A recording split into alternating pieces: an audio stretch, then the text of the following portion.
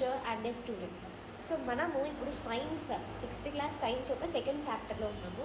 Second chapter is nothing but sorting materials into groups. First ఎప్పుడైనా మనం title meaning తెలుసుకోవాలండి. Title meaning తెలిస్తే అసలు మనం ఆ లెసన్లో ఏమేమి చదువుతాము, ఏమేమి గురించి వస్తుంది అని ఈజీగా చెప్పవచ్చు. So first of all sorting అంటే ఏంటి? సార్టింగ్ అంటే డివైడింగ్. ఓకే, సార్టింగ్ అంటే డివైడింగ్ అని అర్థం, అంటే విభజించడం అంటారు. మెటీరియల్స్ అంటే థింగ్స్, ఏదైనా సరే థింగ్స్. ఓకే, ఇవి మెటీరియల్స్. సో ఏంటి డివైడ్ చేస్తాము అంటే మనము వస్తువుల్ని గ్రూప్స్గా డివైడ్ చేస్తాము. సో ఈ చాప్టర్లో వస్తువుల్ని గ్రూప్గా డివైడ్ చేయడానికి కావాల్సిన ప్రాపర్టీస్ ఏంటి, మెటల్స్కి నాన్ మెటల్స్కి మధ్యలో ఉన్న డిఫరెన్స్ ఏంటి, ఇవన్నీ మనం తెలుసుకుంటాం. సో ఫస్ట్ ఆఫ్ ఆల్ మనకి ఇక్కడ 2.1 ఇచ్చారు. ఇక్కడ 2.1 ఏం లేదు. ఫస్ట్ ఆఫ్ ఆల్ మీరు మీ చుట్టుపక్కల ఉండే ఆబ్జెక్ట్స్ని, అంటే ఒక్కసారి ఈ వీడియో ఆఫ్ చేసుకొని మీ చుట్టుపక్కల ఉన్న వస్తువుని అబ్జర్వ్ చేయండి. సో మీ ముందు చైర్ కనిపిస్తుందా, డోర్ కనిపిస్తుందా, లేకపోతే ఏదైనా బాటిల్ కనిపిస్తుందా, లేకపోతే ఒక ఫ్యాన్ కనిపిస్తుందా. సో ఇట్లాంటివి అబ్జర్వ్ చేయండి. ఒక్కసారి వీడియో ఆఫ్ చేసి ఇవన్నీ అబ్జర్వ్ చేయండి అని చెప్తున్నారు. Okay, and in activity 1, so activity 1 కూడా చాలా ఈజీ అండి. మనం ఇదంతా ప్యాలెస్ చదవాల్సిన అవసరం లేదు. ఇట్స్ వేస్ట్ ఆఫ్ టైం అని నా అభిప్రాయం. So and after this table 2.1 ఒక్కటి అబ్జర్వ్ చేయండి. ఈ టేబుల్ 2.1లో మీరు ఏం అబ్జర్వ్ చేశారు చూడండి. ఈ టేబుల్ 2.1లో ఇక్కడ మనకి ఆబ్జెక్ట్స్ ఇచ్చారు, అంటే హెడ్డింగ్లో ఆబ్జెక్ట్స్ ఇచ్చారు. And materials they are made up of, అంటే ప్లేట్ అనే ఆబ్జెక్టు వేటి ద్వారా మేడప్ అవ్వచ్చు. సో మనం రోజు తినే ప్లేట్, మనం రోజు ఇంటికాడ తినే ప్లేట్ స్టీల్తో మేడప్ అయి ఉంది, లేకపోతే గాజుతో కూడా మేడప్ అవ్వచ్చు, తయారవ్వచ్చు. అలాగే ప్లాస్టిక్స్ అంటే మనం ఎప్పుడైనా పెళ్ళిళ్ళకి అట్లా పెడితే ప్లేట్స్ ఇస్తాం. So that is made up of plastic. Okay, అలాగే పెన్ ఇచ్చారు. మీకు కావాల్సుకుంటే ఫ్యాన్ రాసుకోవచ్చు, మీకు కావాల్సకపోతే డోర్ అని రాసుకోవచ్చు. ఇలాంటి ఆబ్జెక్ట్స్ వేటితో మేడప్ అయి ఉంది రాయొచ్చు. సో ఫ్యాన్ అయితే దేంతో మేడప్ అయి ఉంటుంది? Metal, correct. అలాగే డోర్ అయితే దేంతో మేడప్ అయి ఉంటుంది? జనరలీ వుడ్తో మేడప్ అయి ఉంటుంది. అలాగే ప్లాస్టిక్ కూడా మిక్స్ చేస్తారు. సో వుడ్ లేకపోతే ప్లాస్టిక్ వీటన్నిటితో మేడప్ అయి ఉంటుంది అని మీరు కొన్ని ఎగ్జాంపుల్స్ మీ నోట్స్లో రాసుకోండి. అలాగే in activity 2, so in activity 1 అయిపోయింది, మనకి నెక్స్ట్ యాక్టివిటీ 2 ఉంది. సో యాక్టివిటీ 2లో సో హియర్ యాక్టివిటీ 2 వస్తే యాక్టివిటీ 2లో ఏమి ఇచ్చారంటే ఈ టేబుల్ 2.2 ఒక్కటి చదివితే చాలు. ఏంటి చెప్తుంది టేబుల్ 2.2 అంటే మెటీరియల్స్, అంటే వుడ్ వల్ల ఏది తయారవ్వచ్చు. సరే, చెక్క, మనం డైలీ యూజ్ చేసే చెక్క వల్ల కుర్చీలు తయారవుతాయి, టేబుల్స్ తయారవుతాయి. అలాగే ఫార్మర్స్ యూజ్ చేసే ప్లౌ తయారవుతాయి, బుల్లక్ కార్ట్స్ తయారవుతాయి, చక్రాలు తయారవుతాయి అని ఇవన్నీ ఎగ్జాంపుల్ చెప్తున్నాను. అంటే ఈ టేబుల్ 2.1కి reverse table 2.2 that's it. Paper, మనం డైలీ యూజ్ చేసే paper, books, notebooks, news papers, toys, calendars ఇవన్నీ పేపర్తో తయారవుతాయి. ప్లాస్టిక్తో, కాటన్తో మనకి ఏమేమి తయారవుతాయి అంటే డ్రెస్సెస్. సో మనం కాటన్ డ్రెస్సెస్ చూస్తాము, ఈ కాటన్తో తయారవుతాయి అని రాయొచ్చు. తర్వాత ప్లాస్టిక్ వల్ల ప్రతి ఒక్కటి తయారవుతుంది. For example bottle, lunch box, ఈ డైలీ యూజ్ చేసే వాటినే రాయండి. మనం ఏం ఎక్కువ రాయాల్సిన అవసరం లేదు. ప్లాస్టిక్స్తో బాటిల్, లంచ్ బాక్స్, ప్లేట్స్ ప్రతి ఒక్కటి మేడప్ అవుతుందండి ప్లాస్టిక్తో.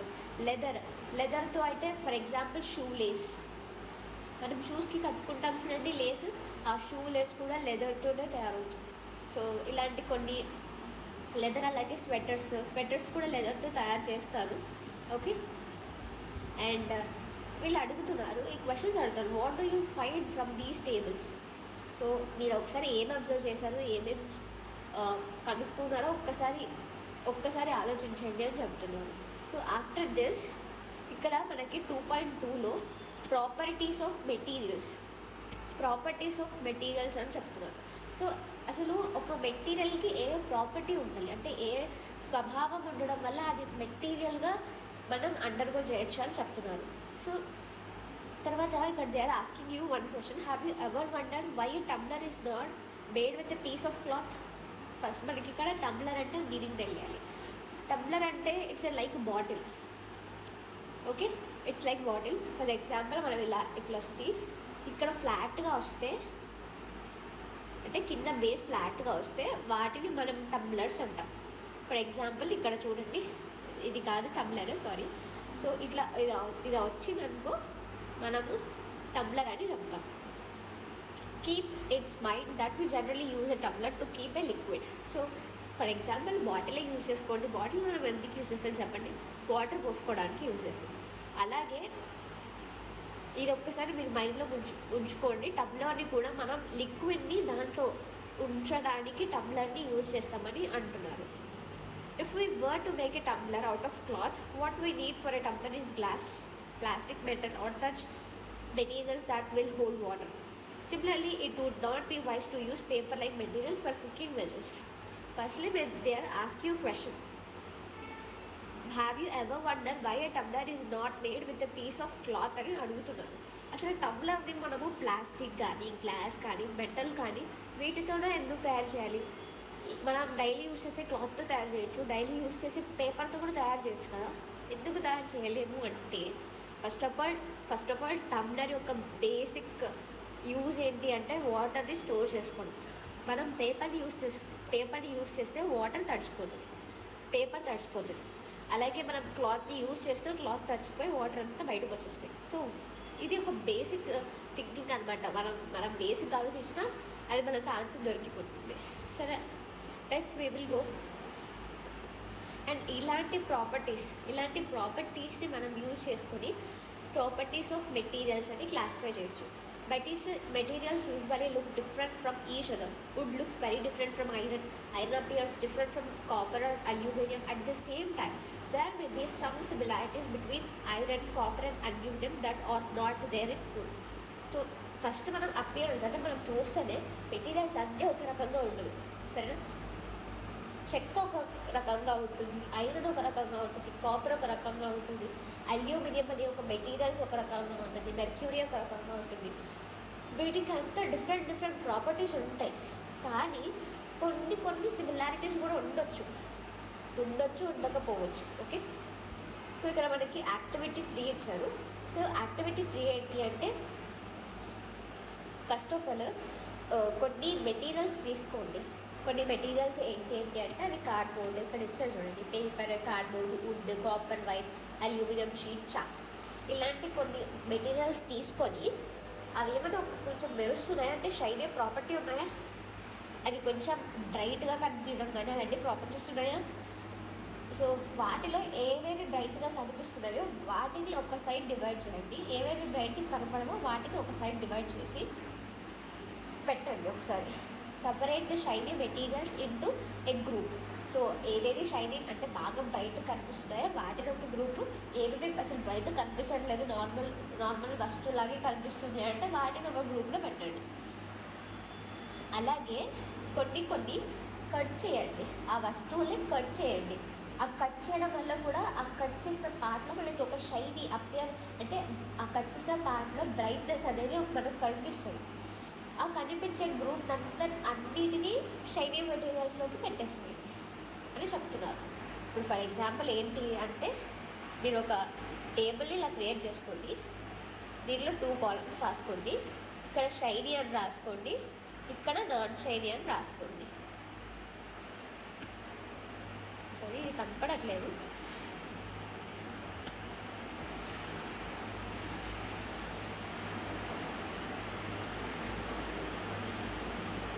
ఇక్కడ ఒక గ్రూప్ తయారు చేసుకొని ఇక్కడ షైనీ అని రాసుకోండి, ఇక్కడ నాన్ షైనీ అని రాసుకోండి. ఏవైతే షైనీ అంటే బాగా బ్రైట్గా ఉన్నాయో అవన్నీ మెటీరియల్స్ అన్నీ ఇక్కడ ఈ కాలంలో రాయండి. ఏవైతే నాన్ షైనీగా ఉన్నాయో ఇవన్నీ ఈ కాలంలో రాయండి. కట్ చేసిన తర్వాత కూడా ఇక్కడ కట్ చేశారు కదా, ఇక్కడ కట్ చేసిన పీస్ యొక్క కట్ పార్ట్ షైనీగా ఉంటే అవన్నీ కూడా షైనీ మెటీరియల్స్లోనే రాయండి అని చెప్తున్నారు. ఓకే, అండ్ ఆఫ్టర్ దిస్ ఇవన్నీ మీ క్లాస్ వాళ్ళతో డిస్కస్ చేసుకోండి. అలాగే ఈ కట్టింగ్ చేయకుండా శాండ్ పేపర్ అని ఉంటుంది. ఆ శాండ్ పేపర్ చాలా గరుగ్గా ఉంటుంది అనమాట. అది బట్టి మెటీరియల్కి రబ్ చేస్తే కన్నా అది కొంచెం షైనీ కనిపిస్తుంది. సో ఈ ప్రాపర్టీ అంటే ఈ షైనీ యొక్క ప్రాపర్టీ, మెటీరియల్స్ యొక్క షైనీ యొక్క ప్రాపర్టీయే లస్ట్రస్ అని అంటాం. ఓకే, సో ఇక్కడ ఎగ్జాంపుల్స్ ఇచ్చారు చూడండి. Materials that have such luster are usually metals. Iron, copper, aluminum and gold are example of metals. అంటే ప్రతి ఒక్క మెటల్కి లస్ట్రస్ అనే ప్రాపర్టీ ఖచ్చితంగా ఉంటుంది. లస్ట్రస్ అంటే ఏంటి అంటే షైనింగ్ ప్రాపర్టీ. సో మనము కొంచెం కట్ చేసినా కానీ లేకపోతే ఆ శాండ్ పేపర్తో రుద్దినా కానీ ఆ షైనింగ్ ప్రాపర్టీ వస్తే వాటిని అన్నిటినీ మెటల్స్లో క్లాసిఫై చేయొచ్చు. This is the one of the best physical differentiation అనమాట between metals and non metals. And some metals often lose their shine and appear dull because of the action of air and moisture on them. We therefore notice the lustrous only on their freshly curved surface. When you visit an iron smith or a workshop, look out freshly curved surfaces of metal rods to see if they have lust. తర్వాత చెప్పాను కదా property of లస్టర్స్. First property ఏంటి అంటే lustre అంటే shining property ఖచ్చితంగా ఉండాలి ఒక metal అయితే. తర్వాత హార్డ్నెస్, తర్వాత ప్రాపర్టీ వచ్చేసి హార్డ్నెస్. సో హార్డ్నెస్ ఏంటి అంటే ఫర్ ఎగ్జాంపుల్ ఏదైనా సరే మన ఒక చిన్న ఎనర్జీ పెట్టే వాటిని కాంప్రెస్ చేయగలిగితే అంటే వాటి షేప్ చేంజ్ చేయగలిగితే అవి సాఫ్ట్ మెటీరియల్స్ అని అంటాం. తర్వాత ఏదైతే కాంప్రెస్ చేయలేమో అంటే కాంప్రెస్ చేయగలుగుతాం కానీ we have to put more force అనమాట. కాంప్రెస్ చేయాలంటే గట్టిగా ఫోర్స్ వేసి చేయాలి. సో వాటిని మనం హార్డ్ అని చెప్తాం. సో సాఫ్ట్గా ఉండేటువంటి నాన్ మెటల్స్ అన్నీ అని చెప్పలేదు, కొన్ని ఎక్సెప్షన్స్ ఉంటాయి. So when you think like this candle కానీ చాక్పీస్ కానీ నెయిల్ కానీ ఇవన్నీ సాఫ్ట్గా ఉండే మెటీరియల్స్. ఇవన్నీ మనం చిన్న ఫోర్స్ పెట్టి వాటి షేప్ని చేంజ్ చేయగలుగుతాం. సో ఇలా షేప్ని చిన్న ఫోర్స్తోనే చేంజ్ అయ్యేటివి సాఫ్ట్. అలాగే ఎంత ఫోర్స్ అంటే హార్డ్ ఫోర్స్ పెట్టి మనము వాటి షేప్ని చేంజ్ చేస్తే అది హార్డ్ మెటీరియల్ అవుతుంది. And soluble or insoluble. Second property వచ్చేసి సాల్యుబుల్ ఆర్ ఇన్సాల్యుబుల్. వీళ్ళు ఇక్కడ ఒక యాక్టివిటీ చేశారు. ఇక్కడ టేబుల్ 2.3లో ఇక్కడ కొన్ని సబ్స్టాన్సెస్ ఇచ్చారు చూడండి. ఏంటి అంటే salt, sugar, sand, chalk powder, sawdust ఇవన్నీ మనం డైలీ చూసేటివి. చూడండి సాల్యుబుల్ అంటే ఏదైనా సరే ఒక ఇంగ్రీడియంట్ కానీ ఒక ఆబ్జెక్ట్ కానీ లేకపోతే ఒక మెటీరియల్ కానీ వాటర్లో వేసినప్పుడు అది మొత్తం డిజాల్వ్ అయిపోతే వాటిని సాల్యుబుల్ అంటాం, సాల్యుబుల్ మెటీరియల్స్ అంటాం.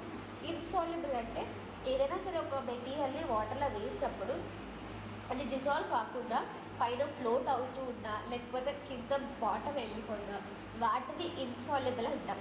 ఓకే, సో ఫర్ ఎగ్జాంపుల్ ఇక్కడ మనకు ఒక టేబుల్ ఇచ్చాము. సో ఈ టేబుల్లో ఒకసారి ఫిల్ చేస్తే మీరంతా యాక్టివిటీ చేస్తే మీకు అర్థమవుతుంది ఇంట్లో. సో ఇవన్నీ యాక్టివిటీస్ చేయండి. ఓకే, మీరు చదివేదానికన్నా వినేదానికన్నా చూసేదాన్ని ఎక్కువగా గ్రాస్ప్ చేసుకుంటారు. So this is the reason మనం చూడాలి, ఆ ఎక్స్పెరిమెంట్ని చూడాలి. సో సాల్ట్ ఒకసారి నీళ్ళల్లో వేసి చూడండి, మీ ఇంట్లో నొప్పి తీసుకొని నీళ్ళలో వేసి చూడండి, అది చూడండి కంప్లీట్గా అప్పేర్ అవుతుందా లేకపోతే అసలు కరిగిపోతుందా ఉప్పు అంతా అని ఒక్కసారి అబ్జర్వ్ చేయండి. షుగర్ కూడా డిసప్పేర్ అవుతుంది. ఓకే, శాండ్ అయితే అపియర్స్, ఇది అపియర్ అవుతుంది. ఒకసారి మీరు టెస్ట్ చేసి కళ్ళతో చూడండి. చాక్ పౌడర్ అయితే అపియర్స్, సాడస్ట్ కూడా appears. Okay, you will notice that some substances have completely disappeared or dissolved in water. We say that these substances are soluble in water. Correct, నేను చెప్పాను కదా. So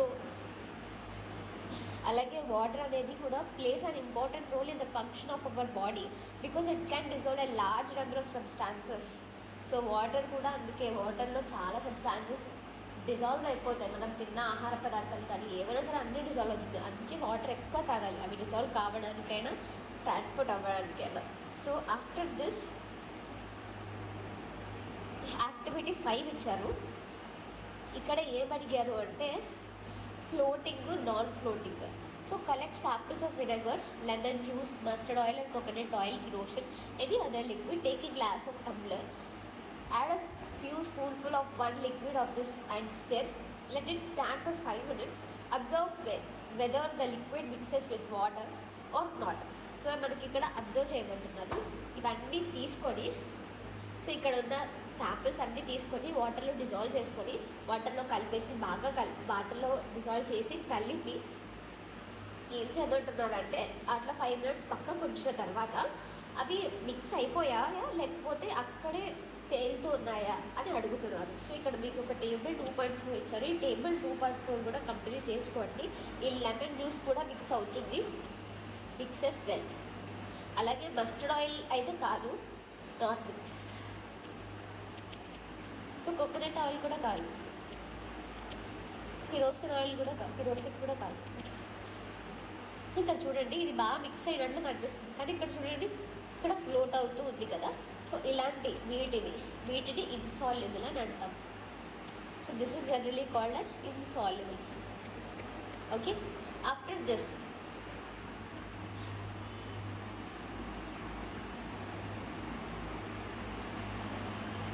objects may float or sink in water. So అసలు objects అనేటివి float అవుతాయా లేకపోతే మునిగిపోతాయా అని అడుగుతున్నారు. Float అంటే తేలడం, అలాగే సింక్ అంటే మునిగిపోవడం. సో వైల్ డూయింగ్ యాక్టివిటీ 4, మీరు ఎప్పుడైతే యాక్టివిటీ 4 చేశారో, సో యాక్టివిటీ 4 ఇది. సో యాక్టివిటీ 4 చేసేటప్పుడు ఇక్కడ సాల్యుబుల్ ఆర్ ఇన్సాల్యుబుల్ యాక్టివిటీ 4 చేసేటప్పుడు మీరు ఏం అబ్జర్వ్ చేశారు? You might have notice that the insoluble solids are separated out from the water. You may have also notice this with some liquids in activity 5. Some of these materials that do not mix with water floated to the surface of the water. Other may have sunk to the bottom of the tumbler. Right. So ఇక్కడ ఏమడుతున్నారంటే, ఇక్కడ ఏం చెప్తున్నారంటే, first ఒక tumbler తీసుకొని water వేసుకొని కొన్ని ఆబ్జెక్ట్స్ని కలపండి. కొన్ని ఆబ్జెక్ట్స్ని కలిపితే కొన్ని ఆబ్జెక్ట్స్ మాత్రం ఇక్కడ కింద ఫ్లోట్, కింద ఇన్సాల్యుబుల్, ఇక్కడ కింద సెటిల్ అయిపోతాయి. అలాగే కొన్ని ఆబ్జెక్ట్స్ తీసుకొని అప్పుడు తీసుకుంటే ఇక్కడ పైన ఉంటాయి. సో ఇలా పైన ఉన్న ఆబ్జెక్ట్స్ని ఫ్లోటింగ్ అంటాము. అలాగే కింద సింక్ అయిపోయేదైతే అవి సింక్ అని చెప్తాము. Float sink. Okay, and after this transparency అంటే ఇక్కడ మీకు చెప్తున్నారు చూడండి. ఇక్కడ మనం ఎంత క్లియర్గా ఏదైనా సరే ఒక ఆబ్జెక్ట్ పెట్టుకున్నప్పుడు ఎంత క్లియర్గా మన ఫేస్ అంటే ఆబ్జెక్ట్ నుంచి ఇంకొక ఆబ్జెక్ట్ని చూస్తే ఎంత క్లియర్గా కనిపిస్తుంది అని చెప్పడమే ట్రాన్స్పరెన్సీ. ఇక్కడ ట్రాన్స్పరెన్సీ అంటే చూడండి, ఇక్కడ 3 types ఆఫ్ ట్రాన్స్పరెన్సీ ఉన్నాయి. ఇక్కడ ఫిగర్ని బట్టే ఫిగర్ని బట్టే మనం ఇదంతా చదవాల్సిన అవసరం లేదు. ఇదైతే ఒపేక్ అంటారు, ఇదైతే ట్రాన్స్పరెంట్ అంటారు, ఇదైతే ట్రాన్స్లూసెంట్. సో ఇక్కడ ఏంటి అంటే ఈ మూడింటికి తేడా చూడండి. ఒపేక్ అనే సబ్స్టెన్స్ ఏదైనా సరే ఒక ఆబ్జెక్ట్ పెట్టుకున్నప్పుడు తన ఫేస్ అనేది క్లియర్గా కనిపించట్లేదు. సో ఇక్కడ చూడండి, తన ఫేస్ అనేది సరిగ్గా క్లియర్గా కనిపించట్లేదు అంటే ఇలాంటి ఆబ్జెక్ట్స్ని మనం ఒపేక్ సబ్స్టాన్సెస్ అంటాము. తర్వాత ట్రాన్స్పరెంట్ అంటే క్లియర్గా, క్రిస్టల్ అండ్ క్లియర్గా కనిపిస్తుంది. చూడండి, ఈయన ఫేస్ మనకి ఎంత బాగా క్లియర్గా కనిపిస్తుంది కదా ఈ ఆబ్జెక్ట్ పెట్టుకున్నా కానీ. సో ఇట్లాంటి ప్రాపర్టీని, ఇట్లాంటి ఆబ్జెక్ట్ని మనం ట్రాన్స్పరెంట్ ఆబ్జెక్ట్స్ అంటాము. ట్రాన్స్లూసెంట్ అంటే ఒపాక్కి ట్రాన్స్పరెంట్కి మధ్యలో ఉన్న ఆబ్జెక్ట్స్, అంటే నాట్ వెల్ క్లియర్ అనమాట. చూడండి, నా ఫేస్ బ్లర్గా కనిపిస్తుందా మనకి విజన్. సో ఇలాంటి ఆబ్జెక్ట్స్ని ట్రాన్స్లూసెంట్ అంటారు. Crystal clear, blur vision, not vision. Okay, so ఇక్కడ క్లిస్టర్ క్లియర్, ఇక్కడ బ్లర్ విజన్, ఇక్కడ నాట్ క్లియర్, అంతే. తర్వాత ఇక్కడ యాక్టివిటీ 6 ఇచ్చారు. ఇక్కడ చాలా మటుకు యాక్టివిటీస్ ఉన్నాయి. సో ఇక్కడ మీరు ఎప్పుడు చేసి ఉంటారు, టార్చ్ లైట్ తీసుకొని ఇట్లా మీరు ఒక్కసారి ఇలా చేయి పెడితే టార్చ్ లైట్ పైన మీ హ్యాండ్ రెడ్ కలర్లో కనిపిస్తుంది. This is a property of translucent. Okay, so ఇలాంటిది ఒకసారి యాక్టివిటీ చేయండి. యాక్టివిటీస్ అని చేస్తే మీకు అర్థమవుతుంది. ఓకే,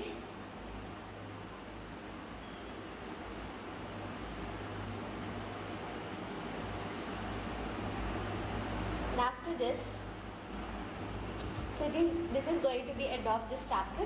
సో ఇక్కడ కీవర్డ్స్ ఉన్నాయి, కీవర్డ్స్ గురించి తెలుసుకోండి. తర్వాత సౌకర్యం ఖచ్చితంగా ఒకసారి చదువుకోండి, ఒకసారి ఖచ్చితంగా ఈ లెసన్ మొత్తం రివైజ్ చేయండి. This is going to be the end part. And thank you for watching this video. Thank you.